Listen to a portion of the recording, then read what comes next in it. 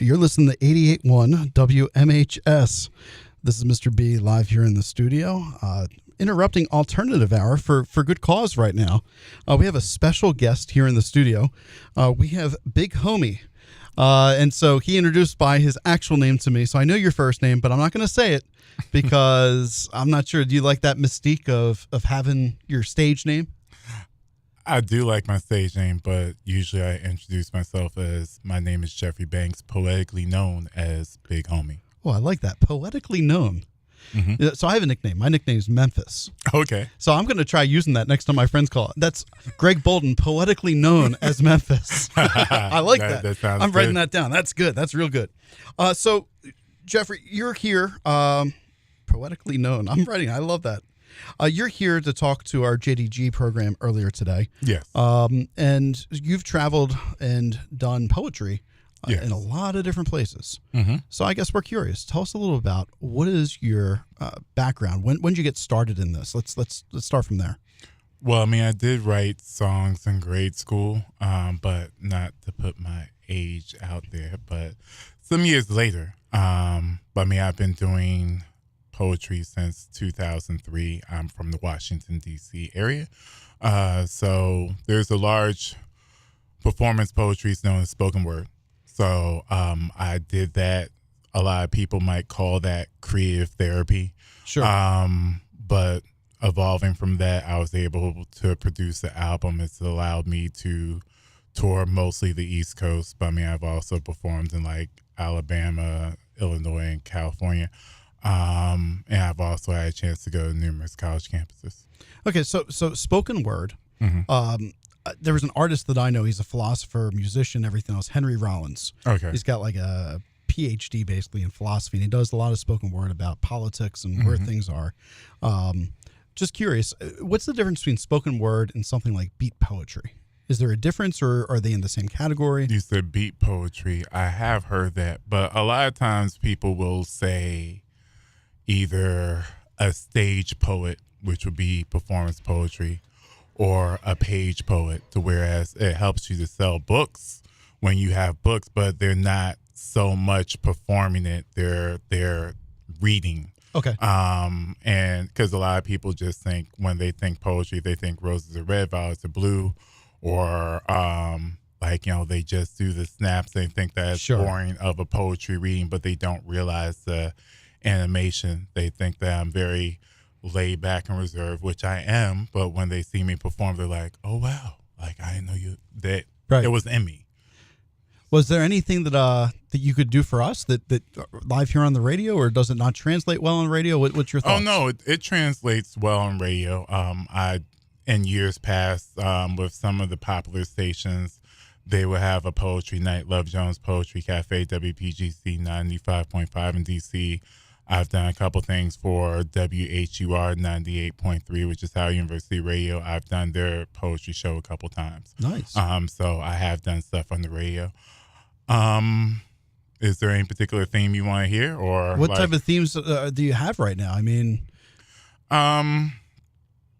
I do stuff lighthearted. I can do stuff like, a little bit heavy social justice. I do like homeless advocacy. Oh, that's so am I. So from a social justice standpoint, I'd love to hear what you have for that. Okay. All right. I'm going to mute my microphone so it's just you. Okay. All right, here we go. I need more than shelter. I need to be held and I need to be loved. Lord, up above, this pain just seems too much. Right now, I'm asking you just for a touch and for you to show me your love. The things that I discover as I'm out on these streets, the people I meet, they entertain my soul. They think that I'm bold because of what I ask. No, they don't know when was the last meal that I ate, and Lord, I still wait for shelter. You are my protection and storm. In the blizzard, you keep me warm, but I checked out a long time ago. It may seem like I beg, but what you don't know is that I need more than a house. A house is not a home, and night after night, I sleep out here alone. Unless I see bills, you see, having no money kills, although it's a bitter pill to swallow. My heart is hollow because I need a touch. But since you, America, don't care so much, you showed my worth on this earth. I hustle for 5, I hustle for 10. I sell my body, so does that mend my broken heart? No, it's just the start of the dark hole. I'm not mentally well. You walk by me and think that I smell by choice? Can you hear my voice crying out for help? Please don't put me on the shelf. Do I have to commit a crime to get some quality time and attention? Did I mention that prison has 3 square meals and a roof?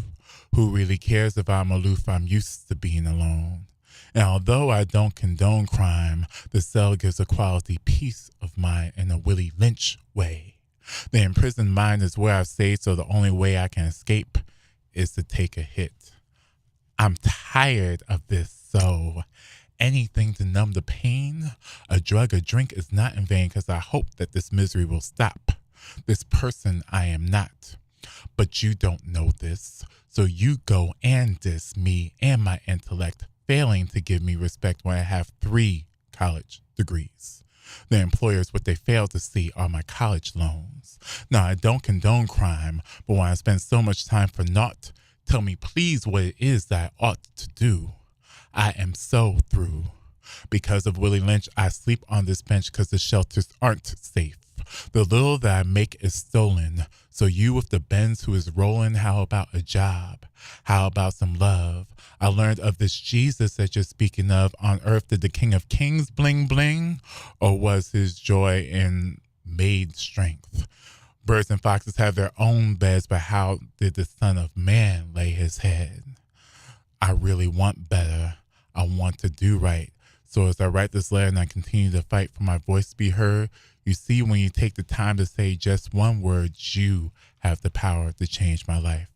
A kind gesture, some love isn't darkness but light, and I need to get out of this tunnel, not go down into this funnel because of what Willie Lynch said.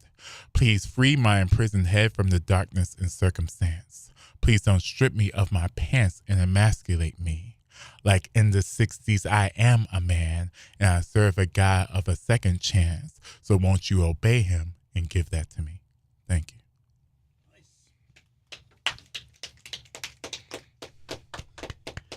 Wow. So I have to ask, who's Willie Lynch? What? Willie Lynch? Tell me. No. Now I feel horrible about, because you made so many references, and I'm going, I should know who this is. Yeah, I mean, just like, the Willie Lynch, I mean, it's kind of fictional account, but historically, as far as with the story of basically causing dissension within the black race, as far as like, just kind of the separation. So I mean, like with the Willie Lynch, basically almost causing, I don't say a mental genocide, but basically destroying, like, as far as like as they were coming out of slavery. So with that, yeah, I'm so glad that he just treated me with kindness when I said that too, because like, I could tell you're like, you don't know. I appreciate that as well. So I spent a lot of time in homeless ministry. We made up backpacks and give them out and sitting with people. But one of the craziest things that ever happened to me was there was a code blue here in Delaware. That's where temperature drops underneath 22 degrees. Because, 23, you're fine sleeping outside. But 22, we better get you inside. Right. So I go down there and I bring out backpacks and I'm talking to everybody. And this guy's sitting there talking. He's got some bandages on his face, but he is, bam, he's giving it to me, just like everything I need to hear, right? And so I said, "Are you the pastor here?" And he goes, "This is like after an hour." He goes, "Pastor? No, I'm homeless." And I sat there and I was like, wow, that slice of humble pie in that moment of going. And he even mentioned too, he said, you never know who the homeless are around you anymore. Right. Because the resources have gotten better. So you never know the person that's clothed next to you or whatever. Hey, Aaron, can you move your phone from right there for me, please?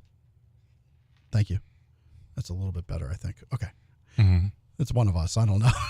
Okay. Sorry about that. But it just blew me away. Anyway, so I called up the next day and said, I met this gentleman. I thought he was the pastor there. And they said, "Oh, no, that's so-and-so." Anyway, he had been found basically near dead outside with frostburn. That's what the bandages were on his face. And so I went back a couple weeks later to take some more supplies down there that we had gotten, and he died. Oh, wow. Yeah. And so I was just floored. I didn't know what to say. Devastated in a lot of ways, because here this guy fed me with these words and gave me a different perspective. So that's powerful. I was listening to a lot of what you said, and the connections, and it's everything that I was experiencing when I was going out, and my misconceptions as well. And I think that's one of the biggest things. Right. So how long does it take you to compose something like that? I mean, it varies. With entrepreneurship workshops, which I've been doing in DC for the last year, the most recent piece, definitely don't have it memorized. I got to memorize it by next Friday. Is they wanted me to do a piece on Marion Barry, which is a DC mayor, which is known for quite a bunch of scandals, but still has probably been one of the most impactful leaders in the District of Columbia. And he passed at the end of 2014. So I was really trying to think about the person. I was able to write that for the most part in one sitting. I mean, I might go ahead and do some tweaking with that, but and I had writer's block for a while because we had this conversation a week or two ago, and I knew I had another meeting this past Wednesday, and I actually wrote it in the meeting. So with the meeting, were you talking about, within 1 to 2 hours, I was trying to see and start off with like my name. A lot of times I'll get whatever type of refrain, and I was like, okay, I'm going to write like, my name is Marion Barry and I'm a failure, which, I mean, a lot of people might feel like that's kind of dismal, but a lot of people, when you talk about the success stuff of like, okay, here are the failures, here's where I fell short, but here's where strength and empowerment came in. Right. So most of the time, if I'm so inspired by whatever it is, whether you talk about homelessness, whether you talk about love, whether you just talk about something more theological or spiritual. I mean, most of my stuff has a spiritual undertone to it, but still, like, or if I write a tribute to somebody, I'm going to try to think of whatever that refrain is. And most of the time I can write it in one sitting, but sometimes it's evolving work, especially if I'm trying to do some type of production with it. Sure. So your spoken word art, is that how you support yourself? In a lot of ways, yeah. Sometimes by default. Okay. Other times, but what I can thankfully say now is I've been doing stuff with the Greater Washington Urban League since last summer. As I saw going to my fraternity brother's class of Phi Beta Sigma Fraternity Incorporated, shout out, with Mr. Joseph, that he had Shark Tank, or had that on the screen when I came in. And a lot of pitching, I learned that with George Washington University. I've won some money with NSBE, which is the acronym for National Society of Black Engineers. So they were doing stuff with the Urban League. And fortunately, they had a series of entrepreneurship classes. So I'm doing that more. I got some seed money actually began to this week.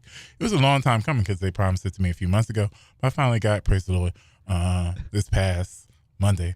And then I'm seeking more stuff for that. So I've been working. I mean, it's just like when you hear people in like overnight success, but it's been a number of years. Number of years to get there. Right. Exactly. So one of the things I like to do when people are guests on our radio show, I like to be able to say, how could we support you? Like, is there a place that you have books? Do you have audio recordings? Is there any way that our listeners could support what you do? Okay, great. I'm glad you asked that. I do have audio recordings. I have not put my CDs back for sale in recent months. I mean, maybe it might have been like a year or two. But still, like, I'm known as Big Homey. Let me give my social media shout out for right now. So it's just like on Facebook and on Instagram, I'm known as Big Homey Poetry. So that's Big, BIGHOMEY. Like, homie, don't play that, but these youngins don't know nothing about that. So, like, Big Homey Poetry, POETRY. So, Big Homey Poetry on Facebook and Instagram, for you to see my resume and possibly build some stuff. On LinkedIn and Twitter is Big Homey. So, BIGHOMEY. I am evolving what will ultimately probably be a nonprofit which people can donate to, since a lot of times people don't pay for poets. Mm-hmm. But I do preach I'm a graduate of the Howard University School of Divinity. So sometimes that is easier to book a preacher and they hear the cool poetry in there versus like, what are we going to do with this poet? Because I am not a rapper. I'm a big, tall black man, and I don't rap. So, just for the fact of like, you can bring me to your youth event, but don't expect me to rap. I do poetry. But still, the company that's going to be a nonprofit is the Kingsborough, and that's why I'm really trying to work with the launching. That's what I've been doing for the pitch competition. And Kings is the acronym for kind, intelligent, noble, godly servants. So with the Kingsborough, I'm looking to, with I Am My Brother's Keeper, to have black male speakers, kind of encourage folks in the area of education, especially with the Black Lives Matter, and you've seen all the black men gunned down on social media. We're just trying to have positive empowerment to let them know that we're not thugs, we're not criminals, and we can empower and enrich our communities. But with Big Homey, all those social media links are coming. The Kingsborough is going to be launched soon. You can email me at bighomeypoetry@gmail.com. Or if you know my government name, Jeffrey, Jeffrey, the middle initial E, Banks, Jeffrey E. Banks @gmail. I'll be happy to be booked to come into Delaware or anywhere across this country. Bring me in to preach, to speak to young people, do a writer's workshop, do entrepreneurship. And I've done stuff with social justice. So with the homeless ministry, I'd be happy to come up and, do stuff with you as well. That'd be awesome. Do you guys have any questions? I can put you on if you have anything you want to ask. No? The hush fells the crowd. I know y'all got business opportunities. I see you, like, you got the smile, you got the fro and all that other type of stuff. I see his clothes wearing. I realize North Face is the national brand, but still. Yeah, when I first met Caleb, I called him Odell Beckham. Okay. He looks just like Odell Beckham with the hair like that. Oh, okay. A young Odell Beckham, obviously, right? Yeah. So kinda. Kinda not. But kinda not. But it's the hair. It's the hair. But he looks like a superstar. I tell certain folks that, at least with the young people I'm speaking this morning, part of it is your demeanor. Like, y'all have youth on your side. Yep. I semi have youth on my side, but I semi look young. But still, y'all y'all clear face, young, fresh face. So like a lot of stuff, people gonna give you money because you're young. So, you got to know what you're talking about. Don't just be like, I'm young and they're going to give me money. But still, if you have whatever passion and you know what to talk about in that passion, some people had to pull stuff out of, and then they became more and more articulate. So, I've worked as an educator, so, I can help you. And I know Mr. Joseph can help you in that area. But some people, they just, they think that's going to naturally just fall in their lap. And I've fallen prey to that. But still, I think y'all are young enough to put in the hard work, and there's plenty of competitions where you can get money. Yeah, and I've often, you said something.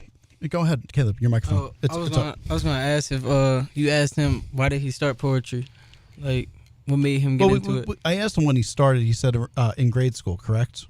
Well, I started writing but songs didn't say or why. poetry. Well, before I just wanted to be a recording artist. When that wasn't fully coming about, I realized as a preacher, because most of the times you can't stop your preachers from singing. Mm-hmm. So that still might be in the cards. Just not right now. But still, for the point of poetry, because that really kind of picked up that I'm not much of a solo singer, but I've done stuff in groups. But it was kind of, I say a little bit, it was kind of quick, that it can be a point of therapy. I just started writing. A family member died, I started writing. I had 2 or 3 poems, which I was working with, and it just kind of evolved. I did talk about some notable transformative points in my life that got me a little bit more notoriety in the Washington, D.C. area and nationwide with some articles and multimedia.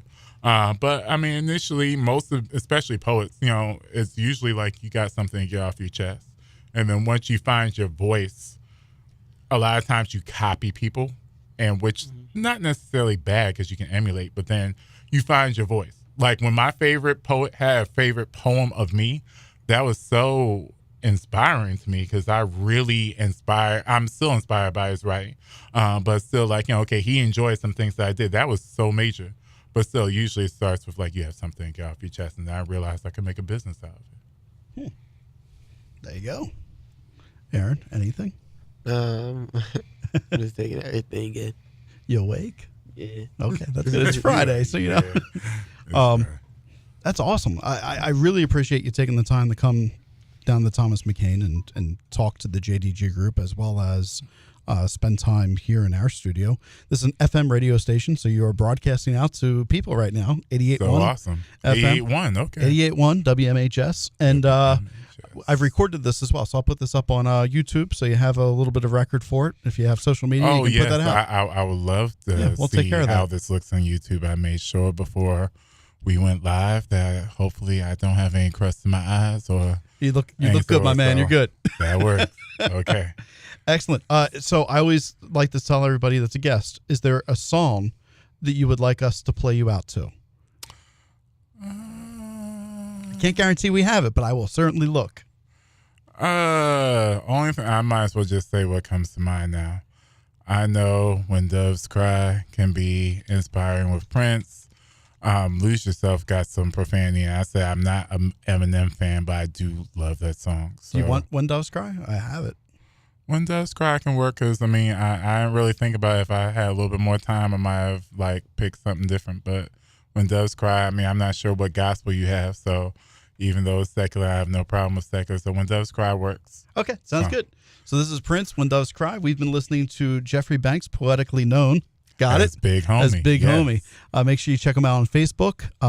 Big Homey Poetry, correct? Yes, Big Homey Poetry, yes. And LinkedIn, Twitter, all that. Look them up. We'll also have a video on our website of this interview as well as the audio broadcast. Feel free to get in touch with us, and we can put you in touch with him as well. Our station number is 302-636-5652. It's been a pleasure spending some time with you today. I appreciate you stopping in and being with us. Here's some Prince for you. All right, thank you, Memphis.